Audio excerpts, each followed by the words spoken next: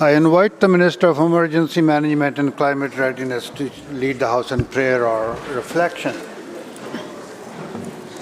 Thank you, Honourable Speaker. April is Earth Month, and I reflect on our connectedness to our planet and each other.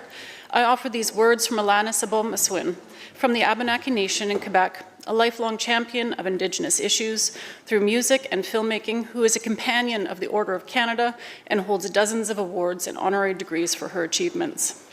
These words were recorded in 1972. When the last tree is cut, the last fish is caught, and the last river is polluted. When to breathe the air is sickening, you will realize too late that wealth is not in bank accounts and that you can't eat money. Those who are rich and those who are poor, by bank balance standards, will achieve a final equality of poverty. The millionaire with his burden of bucks and nothing to buy will certainly feel more impoverished than any. He will certainly feel cheated. But he will not realize, even then, that he has cheated himself.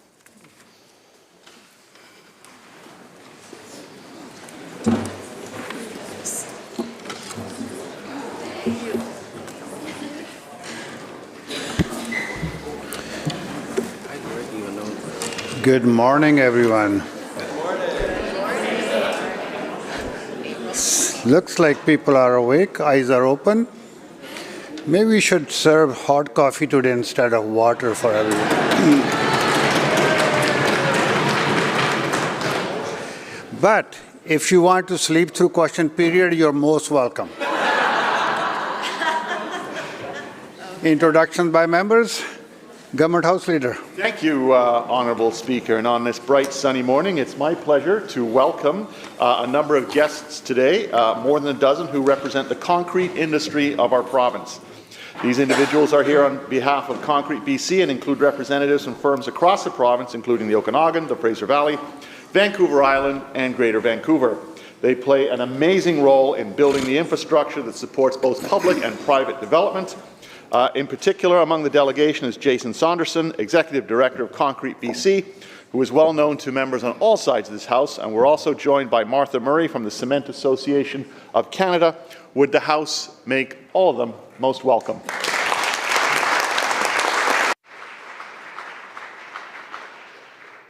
Minister of Post-Secondary Education. Thank you, Honourable Speaker. In the gallery today, I'm proud to introduce the BC Federation of Students. They are here to meet their members of legislative assemblies on topics that are important to them and on top of their minds. The BCFS represents over 170,000 students across BC from 15 universities and colleges and college student unions. So sitting in the gallery, we have Michael Gold, Jill Adams, Cole Reynolds, Jesse Nicoy, Joel Giuliani, Emmanuel Agedboyeya, Samir Ismail, Cora Lynn Bell, Izzy Easton, Kate Love, Sanchit Quatra, and Wendy Redhead. Would the House please make them all feel very welcome? Member for Richmond Queensborough. Mr. Speaker, it's my pleasure to introduce Alex Sagert, who's a lifelong Richmond resident. Alex is deeply engaged in the community. He's the riding president in Richmond Steveston for the Conservative Party of British Columbia, as well as he's a board member of the Steveston Merchants Association, where he plays a key role in organizing seasonal events to bring the community together. Beyond his leadership in community initiatives, Alex is a passionate advocate for a fundamental shift in how we approach addiction treatment in British Columbia. Having personally experienced addiction during the toxic drug crisis, he is committed to ensuring that every city in the province has access to detox and regulated treatment facilities. His dedication to public service and his vision for a healthier, stronger community make him a valuable voice in the ongoing discussions on addiction recovery and support services. Please make Alex welcome.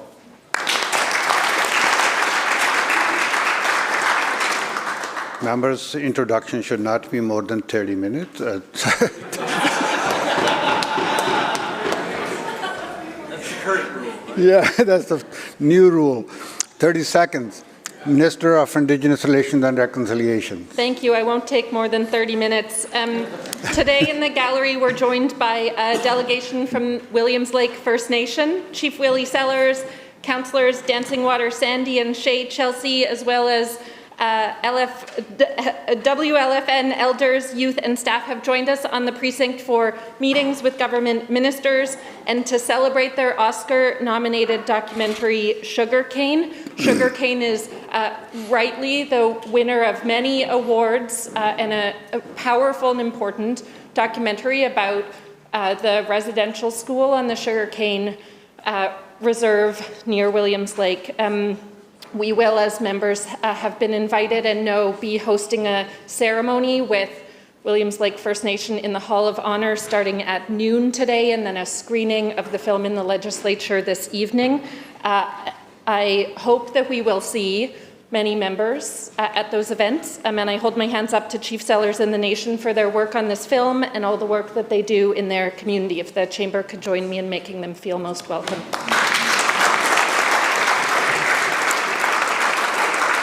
Member for Caribou-Chilcotin. Well, thank you very much, Mr. Speaker. I want to join with the Minister in welcoming this delegation here today, of course, and apologies for duplicating some of the information.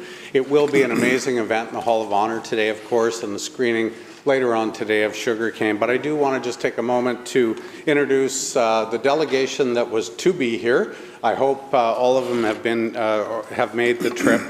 Chief Willie Sellers, Councillor Dancing Water Sandy, Councillor Shay Chelsea, CAO Courtney Cook, Director of Legal and Corporate Services Kirk Dressler, Lloyd Gilbert, Cash Sellers, William Lulawa, Danica Murphy.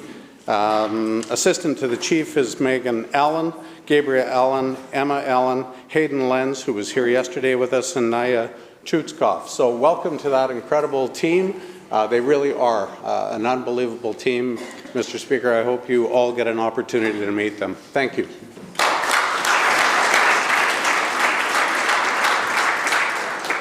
Member for Kelowna Mission. Thank you, Mr. Speaker. I would echo the words of the Minister of Post-Secondary Education in welcoming the delegation from the BC Federation of Students, whom I look forward to meeting with later today.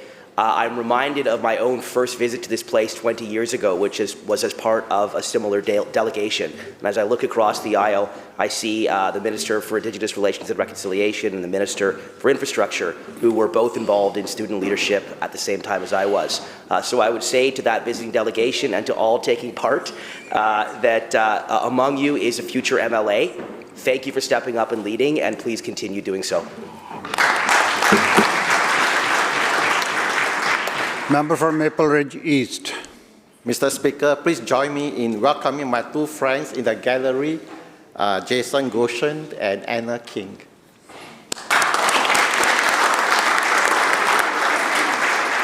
Leader of the third party. Thank you, Mr. Speaker. Each of us is fortunate to have teams supporting us in our constituencies while we're here in Victoria debating legislation late into the night. Today, it's my honor to introduce my amazing constituency team, Paige Calvert, Sophie Wallace, and Jatinder Sidhu. I hope you can all make them feel welcome.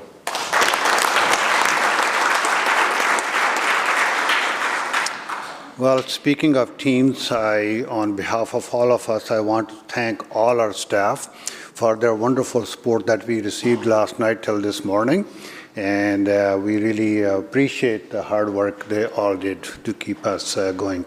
Thank you.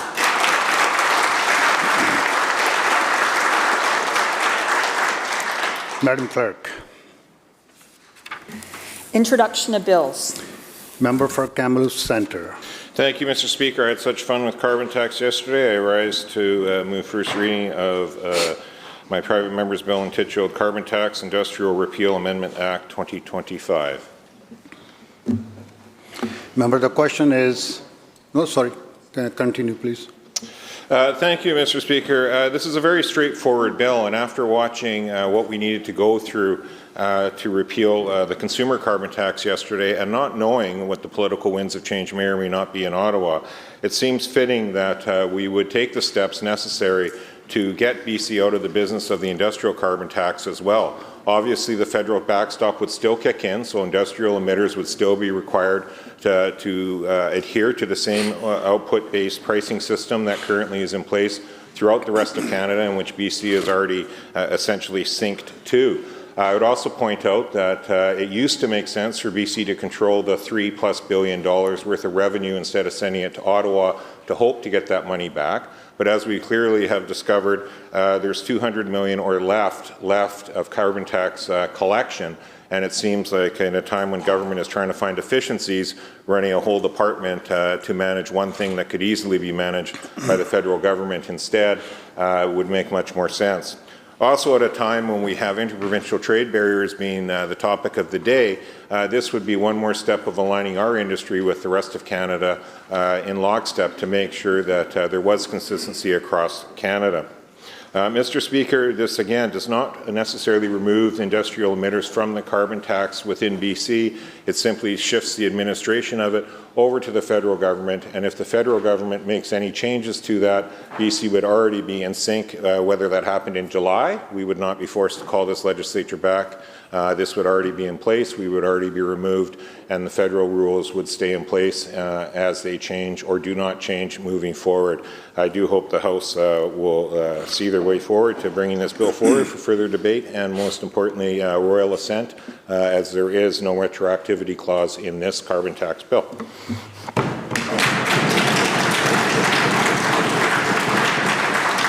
Member, the question is first reading of the bill. All those in favor say aye. Aye. Opposed? Motion carried. Member.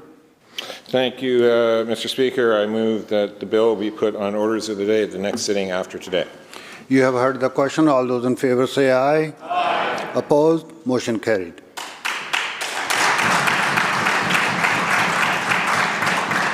Madam Clerk. Statements by members. Member for Surrey South. Speaker, we have a lot of hungry people all across the province of BC. So many British Columbians don't like what they are seeing. But what can they do? Good people want to help. They leave food for a donation where they shop. They donate money to local charities. However, especially these days, it doesn't seem like it's enough. In my riding, a group of men go out on a nearly daily basis to collect food from local grocery stores who have to move groceries that are a few days away from expiring. The guys, as they call themselves, do not ask for any money.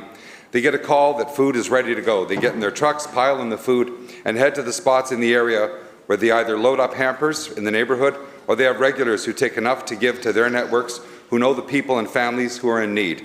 They do it all with a smile on their face. They don't take any credit. If you push them a bit, they'll tell you that the people are so wonderful and appreciative that they know they're doing something good, and they are.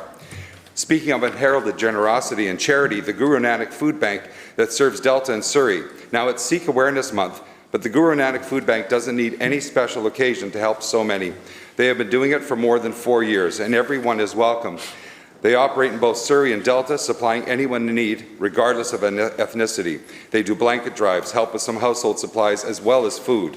They also provide items to help international students. Their operating revenue is sourced from community support and donations. Their growing numbers are not in the government food bank numbers, as they provide to those in need outside of a society that receives government funding. Then there is the Guru Nanak Free Kitchen, formed in 2006 by Indi Panchi. It is a registered charity that is volunteer-led. Since its inception, has served over 1.2 million free meals to the residents of the East Side and across the Lower Mainland. 99% of the people they help are not Punjabi. Their motto, love all, feed all. Indeed. We thank all those volunteers.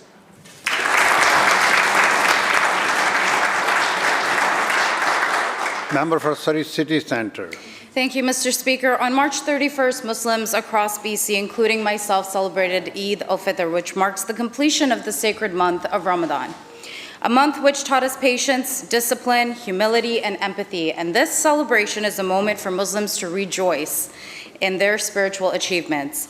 It's about our strength and resolve to live a life filled with gratitude and sincerity towards the Creator and the countless blessings that we have. Our faith, our health, our families, and our communities. Because there are too many people who do not have just that. There are those across the world who are the victims of war, suffering relentlessly, lacking the basic necessities of life. Muslims in Gaza were fasting for the second year in a row, all while suffering immense loss and enduring profound pain. That, Honorable Speaker, is true faith. On Eid, I thought to myself, when you have lost your entire family and everything that you hold dear to you right in front of your eyes, what could you celebrate? But I realized that their resilience is much stronger, their resolve much greater than my own comprehension. And all I know is that the value of every human life is sacred, and we cannot truly understand this unless we recognize life's fragility, the importance of protecting it, and then acting to preserve it. Muslims give zakat, which is an obligatory charity for those in need, so that we can try to protect life and lift everyone up. Because we realize that our faith is not just individual, but collective. Our actions affect the well-being of others, and our success is intertwined with the success of our communities. So to my Muslim brothers and sisters, may this Eid bring you all the joy that comes from a heart that is content, a soul that is at peace, and a life that is dedicated to service. Eid Mubarak.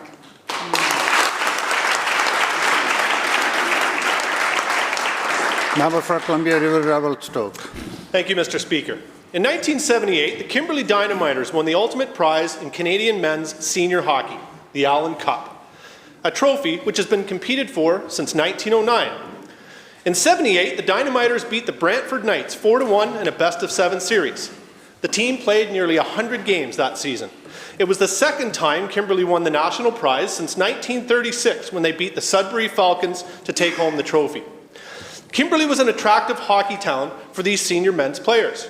Many had just finished playing professional hockey, including Barry Cummins, now VP of the Kimberley Food Bank, who played for the California Golden Seals in the National Hockey League, and Aurel Baudin, also known around Kimberley as Frenchie, who played professionally for over a decade.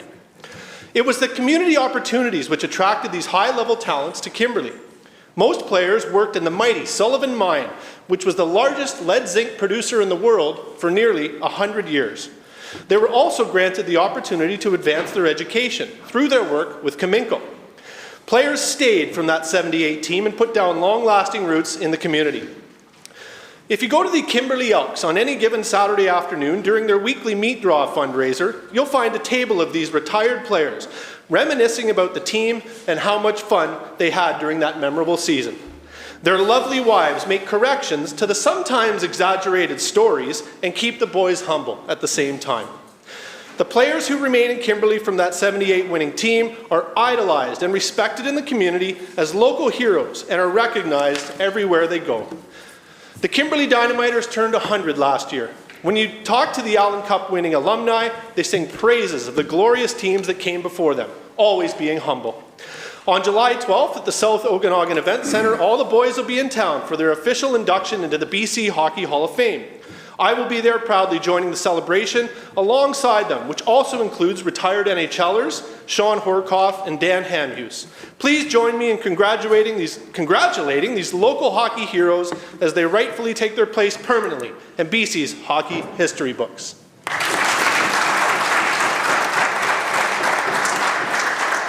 Member for Burnaby South Metrotown. Honourable Speaker, I rise today to recognize April 2025 as Safe Digging Month in British Columbia. With spring round the corner, we are seeing a rise in construction and development, along with several groundbreaking projects across the province. While we welcome the warmer weather and the flurry of construction activities that comes along with it, it is important that we take our underground utilities into account and adhere to safe digging practices. Underground utilities provide services that play a crucial role in supporting the lives of people in British Columbia. These utilities include lines, cables for gas, electricity, telephone, internet, and TV, and pipelines for water and sewer. Their seamless functioning is integral to the public infrastructure that keeps our communities warm, lit, safe, and healthy.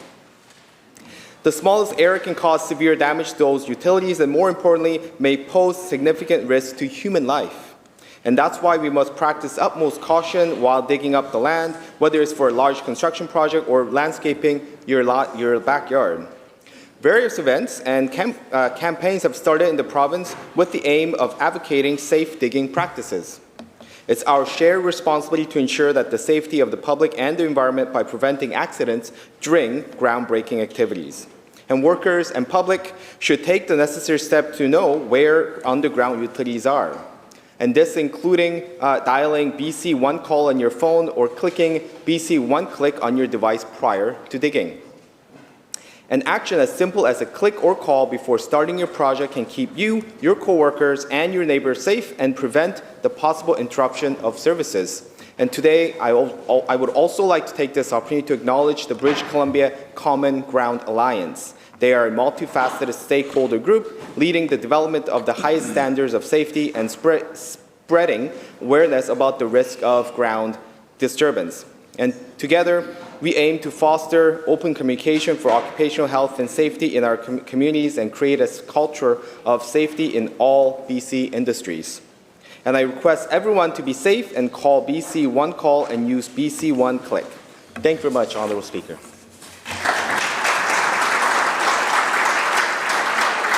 Member for Surrey North.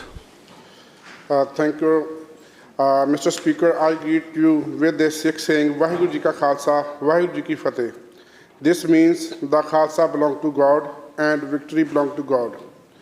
It is about faith, equality and community. Today and for the month of April, we celebrate Sikh Heritage Month. Sikhs have been part of British Columbia for over 100 years. They helped build our railways and industries. They believe in hard work, helping others, and standing for justice. Canada has the largest community in the world outside of India, and about 300,000 Sikhs call British Columbia home. Sikhs have a rich history in municipality from Epsom to Gordon. Every year of Sakhi parade in Vancouver and Surrey bring people together. The Vancouver parade happens in Punjabi Market. The Surrey Vaisakhi parade is the biggest outside of India. With over 500,000 people, there are floats, music, and free food for everyone. The refreshments are offered by local businesses and residents as an act of all we call seva, in Punjabi, selfless services. This year, the Vaisakhi event in Vancouver, Saturday, April 12th, and the Vaisakhi in Surrey parade is on Saturday, April 19th. Let's thank the Sikh community for all they have done for BC and Canada.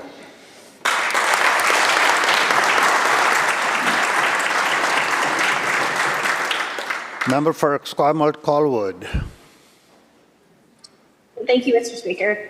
I would like to begin by acknowledging today that I'm coming to you from the traditional territories of the Songhees Esquimalt peoples, and I want to thank them for allowing me to work, play, and most importantly, raise my family on their lands.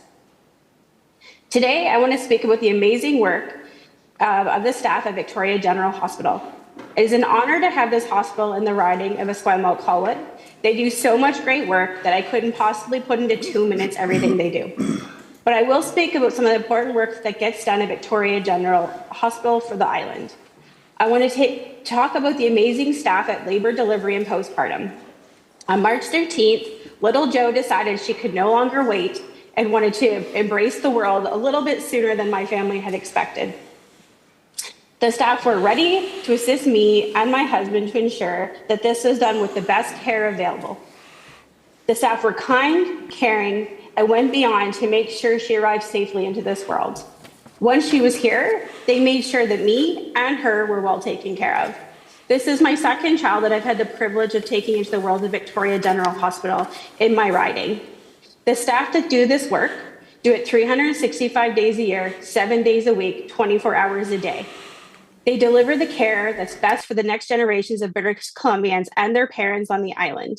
I want to specifically give a shout out to Nurse Darlene. Yes, I know the irony that we have the same name, but the reason I want to bring her up is because not just during bringing little Joe into this world, but when I brought my first daughter, Evie, into this world, Nurse Darlene was there to ensure that as a new parent who was going through a rough time, and then this time with a totally different experience, that I knew everything I needed to know in regards to becoming a parent. Not just through my birthing process, but my labor delivery and on my way home. So I just want to give a shout out again to everyone at Victoria General and postpartum labor delivery. And thank you all for everything you do and showing up to work every day to make sure that the next little British Columbians are coming into this world in a safe and happy environment. Thank you.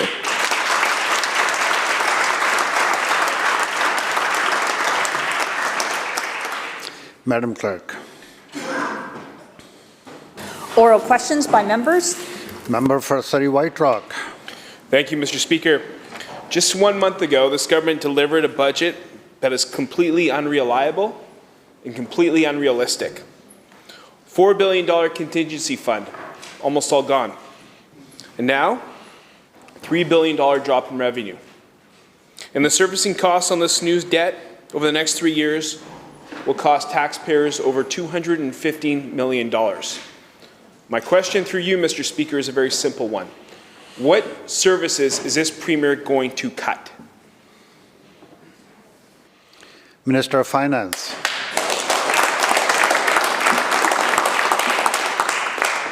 Thank you very much, Honourable Speaker, and through you to the member opposite, thank you for the question.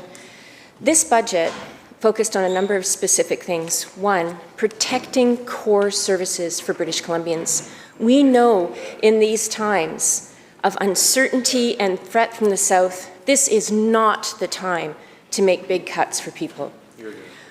We also, if the member would let me finish, we're also deeply focused at looking at our own spending. And this is about ensuring that every dollar that British Columbians trust us with is well deployed. And it's normal to do a review and take a look and make sure that things are landing exactly as we wanted them to. We're doing that work now, Honourable Speaker. And it's very important also that we're focused on growing the economy. And that piece is absolutely key, Honourable Speaker. I have many more things to add to that. I suspect I might get the opportunity. Member supplemental. Thank you, Mr. Speaker. So here's the problem with the minister's answer. Is the cuts, they're already happening. We'll talk about that in a second. The minister gets up and talks about the fact they're going to review their own spending. That's great. She can start with the person next to her in the Premier's office who's seen his office increase double-fold with his own political staff, including a sweetheart severance package to his chief of staff of almost $300,000. Start with that, Minister.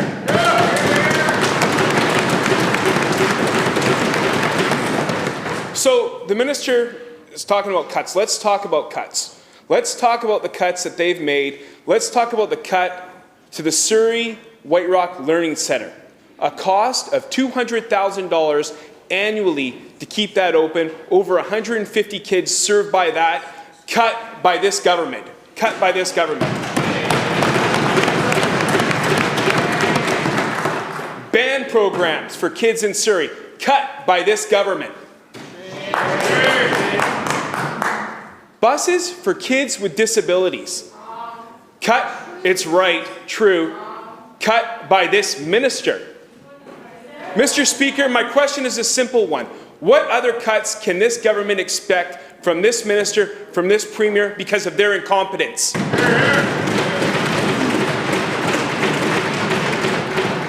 Minister of Education.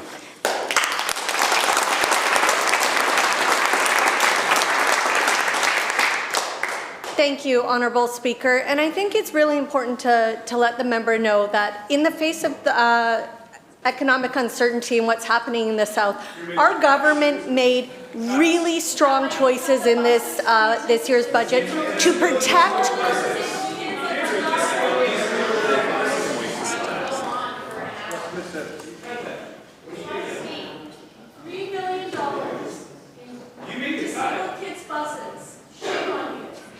Let me know when you're finished.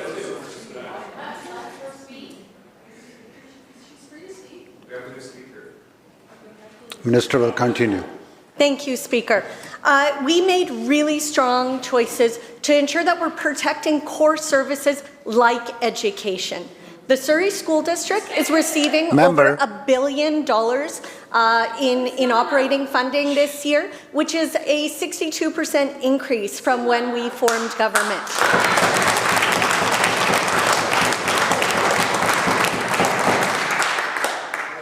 I want to let the member know that decisions about local education... Members, come to order. Members, question was asked. Now let the minister answer. Surrey School District received $641 million under the Leader of the Opposition. They now receive over $1 billion under our government.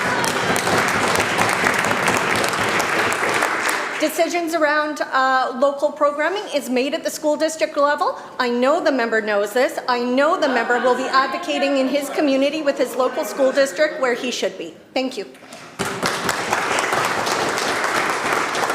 Member for Columbia River Revelstoke. Thank you, Mr. Speaker. Last year, Angel Flight East Kootenay provided flights for over 1,000 critically ill patients from Cranbrook to Kelowna for treatment, primarily for cancer care. To continue to provide this critical service, they have requested a mere $250,000 from the province, with no response. The cost of servicing the debt after the cancellation of the carbon tax could pay for 210,000 Angel flights. Why is this government cutting Angel Flight East Kootenay?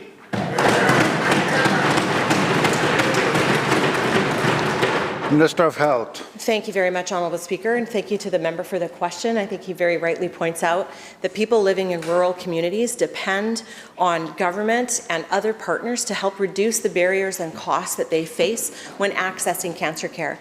Mr. Speaker, that's why we have invested millions of dollars into assisting people with their travel costs, and specifically on cancer care through programs like Angel Flight, through programs like taking care of the accommodation costs that people face.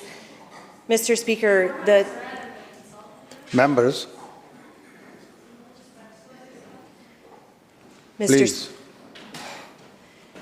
Mr. Speaker, the member points out that Angel Flight undertakes incredibly important services, that they have had a funding agreement with the province in the past. And Mr. Speaker, I would ask the member and this House to wait just a little bit longer to learn what we're going to be doing with Angel Flight. Member for Surrey Cloverdale. Member, you have supplemental? Thank you, Mr. Speaker, but respectfully, that answer is completely unacceptable. This service is provided through volunteer pilots on their time off. This government gave $1.2 million to the Drug User Liberation Front, but can't find $250,000 to transport critically ill patients in the East Kootenay for life-saving treatment. This and Pelly Bellingham's increased salary could have paid for these Angel flights. My question again, Mr. Speaker, why is this government cutting Angel Flight East Kootenay?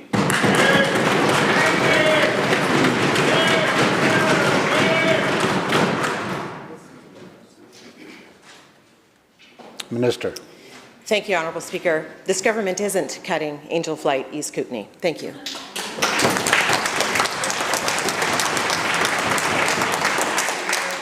Leader of the third party. Honourable Speaker, citizens should not be responsible for making sure regulators are following the rules. But that's what Indigenous and non-Indigenous groups were doing in court last week, arguing that the BC Energy Regulator broke its own rules to greenlight construction of the Prince Rupert gas transmission pipeline. The PRGT pipeline goes through some of the most critical salmon habitat in our province. Impacts to salmon, ecosystem health, and communities were supposed to be assessed in a cumulative effects assessment. Yet the BC Energy Regulator bypassed this legally required assessment of PRGT and allowed the rushed start of construction on a section of the pipeline. My question is for the Minister of Energy. Will he ensure the BC Energy Regulator follows its own rules and conducts a cumulative effects assessment of the PRGT project? Minister of Energy. Thank you very much, Honourable Speaker. The member will know that this matter, the issue of the substantial start of the project, is before the Environmental Assessment Office right now, and going through as he would expect, a thorough review. The BC Energy Regulator does an excellent job in regulating based on the very thorough laws in British Columbia, energy projects, and will continue to do so. Member supplemental. Thank you, Mr. Speaker. As the Minister noted, the project is waiting a substantial start decision after the 10-year environmental assessment expired last November. Besides being taken to court, PRGT has already been given a warning for environmental violations because pipeline workers failed to properly assess endangered species habitat before clearing land. It's clear this project is being rushed through, putting communities, water, endangered species, and ecosystems at risk. Local residents say their concerns have not been acknowledged, much less addressed by government or industry regulators. The decision to approve the PRGT pipeline is expected in the coming weeks. My question this time is for the Minister of Environment and Parks. Will she direct PRGT to complete a new environmental assessment that takes into account the true scale of harm to communities and the environment? Minister. Well, thank you, Honourable Speaker. And we have an environmental assessment process that applies in this case. It's being thoroughly applied by the regulator. The reason you have such reviews in environmental assessments is to allow such independent review to take place, and that assessment is occurring. I understand the member may have strong views himself and maybe want to make representations in that process, and in some ways what he's doing now is a form of representation, I suppose. But, Honourable Speaker, the environmental assessment, the project on the issue that the member raises is before the Environmental Assessment Office, and they'll be making a decision in due course. Member for Kelowna Mission. Mr. Speaker, the only social development office in Kelowna was moved into the heart of the Rutland business community. Since then, small businesses have seen net profits go down 25% each year because their customers feel unsafe. When the small business community asked the ministry office to provide additional security 24/7, the ministry declined. When they asked the ministry to join them and the City of Kelowna in financially supporting their on-call neighbourhood patrol team, the minister declined. Government is about making choices. Why has this government prioritized funding the Drug User Liberation Front while leaving hard-hit small businesses paying out of pocket for neighbourhood security as they struggle to survive the consequences of failed NDP drug policies?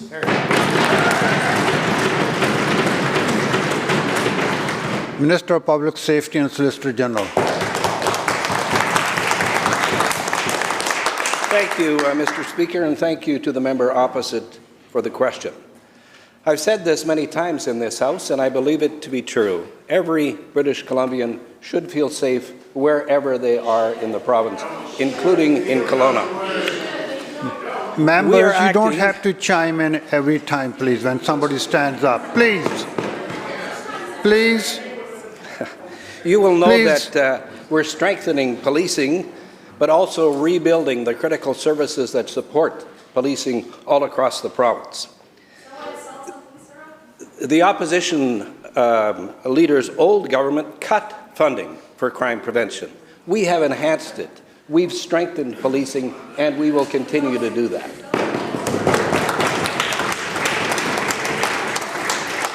Member supplemental. Thank you, Mr. Speaker. On Sunday, I was cleaning up garbage, crack pipes, and needles on the streets of Rutland with residents, and I can assure you that the minister's promise of people feeling safe rings hollow with what people are going through. Now, the Minister of State for Community Safety was in Kelowna last week visiting with stakeholders, and I'm sure he got an earful. Can the Minister of State please let us know what specific commitments and action items he committed to in order to address the consequences of this government's failed drug policy in my riding and in the community of Rutland in particular?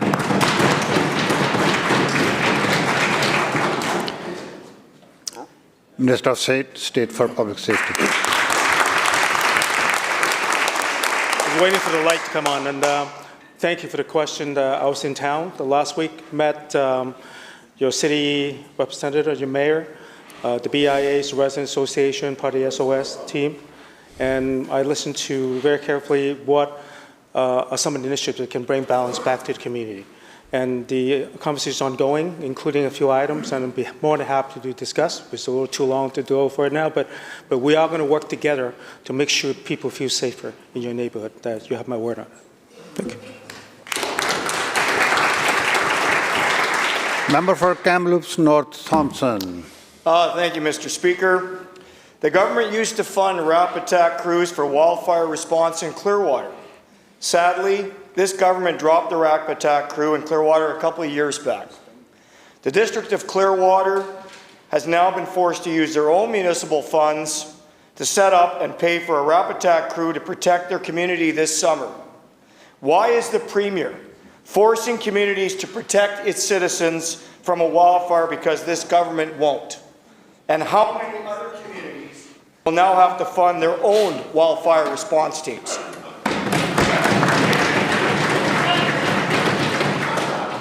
Minister of Forest. Thanks very much. Mr. Speaker, I was a little eager to get up because I was in Clearwater a couple of weeks ago. I had an opportunity to be able to meet with the mayor. I spent quite a bit of time. You said no to the rapid attack. Please visit. Keep wasting your time.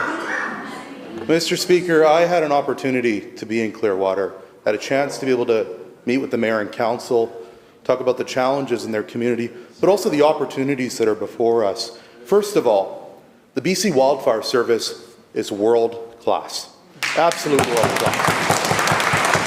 And for the members across the way to think that the BC Wildfire Service would abandon communities like Clearwater is absolutely shameful. If there are fires in communities, the BC Wildfire Service will be ready to respond, whether it's in Clearwater, Prince George, anywhere. That's our commitment to British Columbians. That's our commitment to the people of Clearwater. Member supplemental. Thanks very much, Mr. Speaker. While the minister is talking about his listening and learning tour, he did not support the rapid attack crew in Clearwater. He did not support funding for that critically needed service. So the minister is not being truthful when he says that there's having the necessary resources needed for these communities. Minister. Mr. Speaker, I'd be happy to sit down with the member and explain how wrong he is.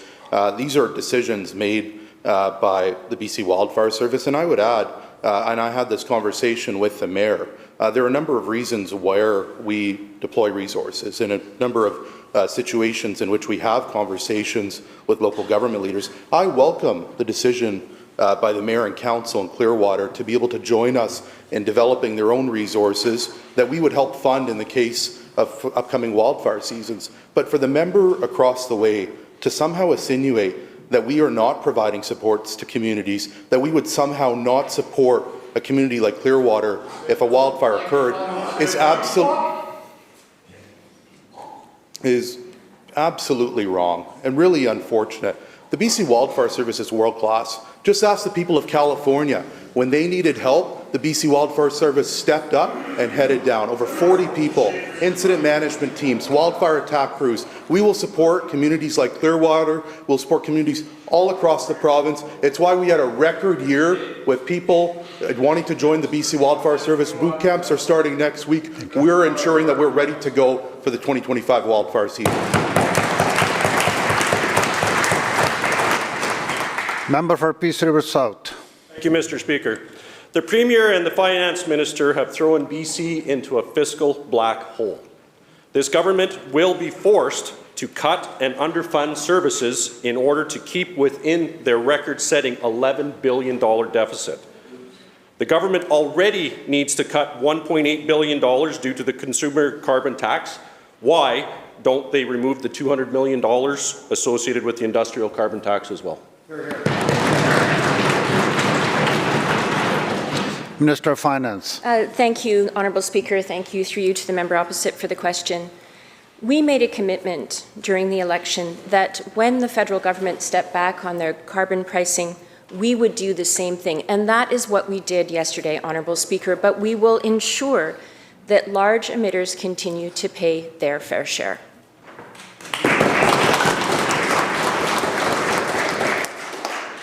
Member for West Kelowna Peachland. Thank you, Mr. Speaker. The Prince George Regional Highway Rescue Society is a volunteer team responding to Highway 16 and Highway 97 accidents. They remain chronically underfunded, begging for enough to continue to serve their community. They often ask for $100,000 and only get $40,000. This government found $16 million to push illicit drugs on BC residents. Why can't they support the hardworking people of the North who are doing everything they can to keep their communities safe?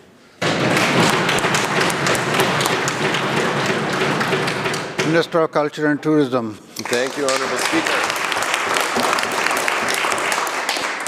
You know, our community charities do incredible work, and that's why I'm proud our gaming grants continue to provide them with resources of over $140 million.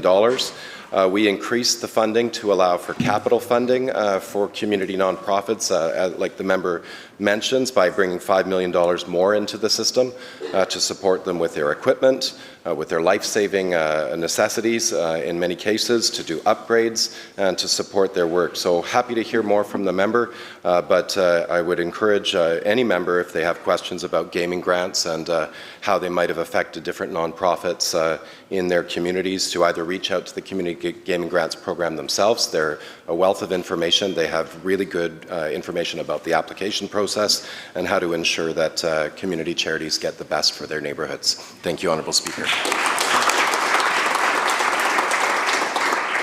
Member for Fraser-Nicola. Thank you, Mr. Speaker. In many of our small rural communities, infrastructure is a huge concern. Lillooet, a small community of 2,000 citizens in my riding, requires about $100 million in upgraded infrastructure to survive. Other small communities around the province need even more. Why does this government continue with its anti-resource development agenda, knowing it's starving rural communities of the funds and jobs they need to survive? Minister of Energy. Honourable Speaker, recently in response to American actions against Canada, we highlighted 18 projects across BC. The official opposition is against 12 of them. Against 12 of them. 18 projects creating thousands of jobs in every part of BC, and they were against them. They talk a good game. When it comes to real projects in real communities, they're against them.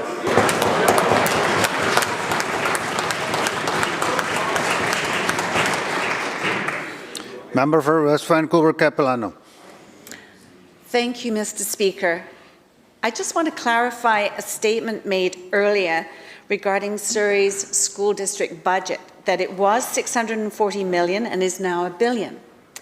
But that's because there are more students, along with inflation and salary increases and so on, not because there's more dollars per student or more money for programs. Just to clarify.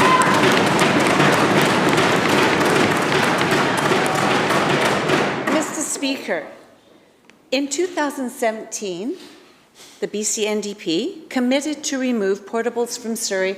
I believe it was by 2020. 8 years later, there are more portables than ever, and the costs of the portables and the moving of the portables and the upkeep of the portables has cost Surrey School District directly, like many other school districts, millions of dollars, millions that should have been spent on student learning. Mr. Speaker, how many school districts, like Surrey, will have to continue to cut vital programs like learning centres for our students because of government cuts?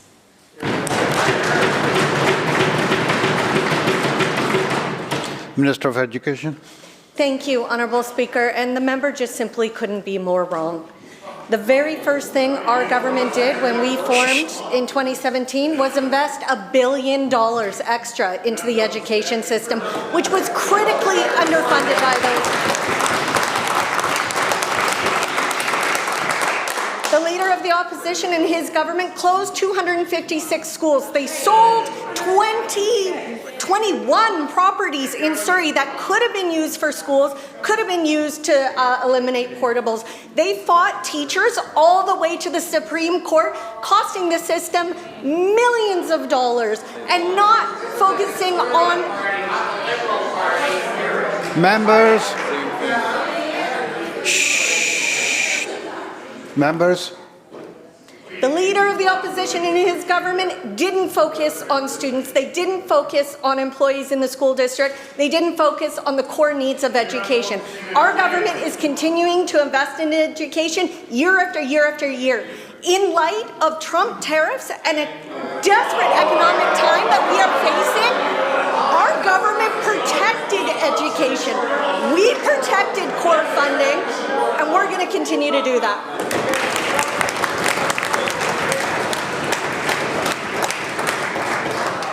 House Leader of the Official Opposition. Thank you, Mr. Speaker. AMHA, the Aboriginal Management Housing Association, desperately needs funds to renovate a number of vacant units that could house low-income Indigenous people. With just $1 million that they've been asking for to keep pace with the dire affordability crisis that we are in, countless families could be supported. And we all know that Indigenous people that are unhoused and left to fend for themselves in these risky situations, overcrowded housing, they become homeless. We know that where the statistics take us from there. Why is this government cutting supports for our most vulnerable people in a time when what we need to do is wrap around support and find the money and find the housing and support the important work of the Aboriginal Management Housing Association to do the work that they need to do?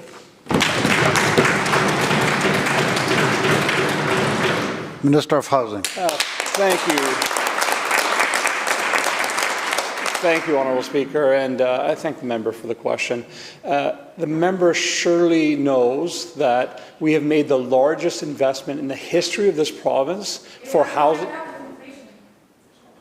The largest investment in the history of this province for Indigenous housing, Honourable Speaker. We're the only province in the entire country that is investing directly into Indigenous housing, both on and off reserve, Honourable Speaker.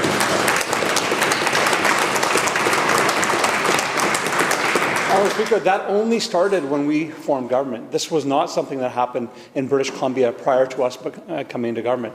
We continue to support AMA with historic levels of dollars. In fact, just last year, we provided them dollars to do the retrofitting, to fix up units that needed to be repaired so we can get more people in, Honourable Speaker. Every month, we're seeing new Indigenous housing units opening up. In fact, in the member's community, the member will know. If not, I'm happy to share the information with the member. We're opening up housing on reserve for Indigenous communities. Sorry? Members, just wait for your supplemental, please. Perhaps, Honourable Speaker, the member and I can sit down and I can share with the member the investments we're making, where those units are. In fact, we're being lauded across the country, and other provinces are being lobbied to, in fact, take the steps we're taking to continue to support Indigenous housing. Happy to sit down with the member to show the member where the investments are going and how we're supporting communities. Member for Kamloops Centre. Thank you, Mr. Speaker. What we've heard here today is clearly a government that has absolutely no plan on a budget document that is less than a month old. You know, the budget did not contain election promises like the senior bus passes, the grocery rebate at $1,000 a household, the K-3 teaching assistants. We heard the Education Minister talking about that. Well, the teachers' union said, well, at best, it meets contractual obligations in the budget this year.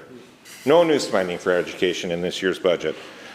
Instead, we have a reluctance to fund things like Angel Flight from this government, RAP attack crews into small communities that are surrounded by forests with wildfire threats and a long distance away from the hubs of the BC Wildfire Service.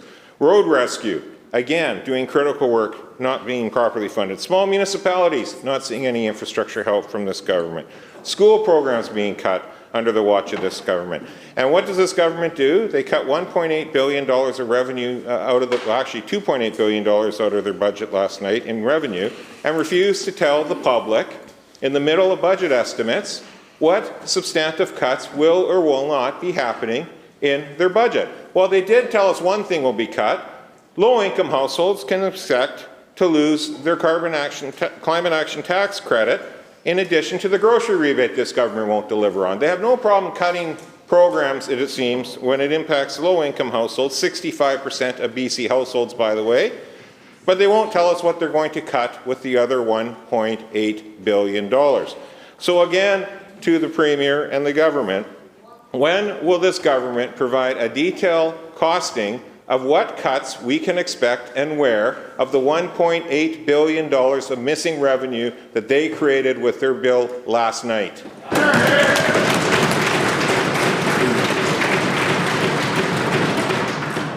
Minister. Honourable Speaker, what we've witnessed this morning really was a phenomenal display of hypocrisy. This leader of the opposition was part of a government that cut programs and services to people in all of the areas you identified this morning. All of them. All of these areas. Every single one of them. Every single one of them, Honourable Speaker. Every single one of them. Every one. Members, come to order. Members, no argument with the chair. Please. Honourable Speaker, we are facing unprecedented times. We were bringing out this budget at the same time that we were experiencing threats from the South that are unprecedented, Honourable Speaker. The budget literally came out the same day as the tariffs came out. Members. Honourable Speaker, this is a very important moment in time where we are absolutely shoring up protections for people. We are protecting core services. We are... Minister, we are not... I don't think the opposition... Talk to the guy beside you. Talk to the guy beside you. Minister, please conclude.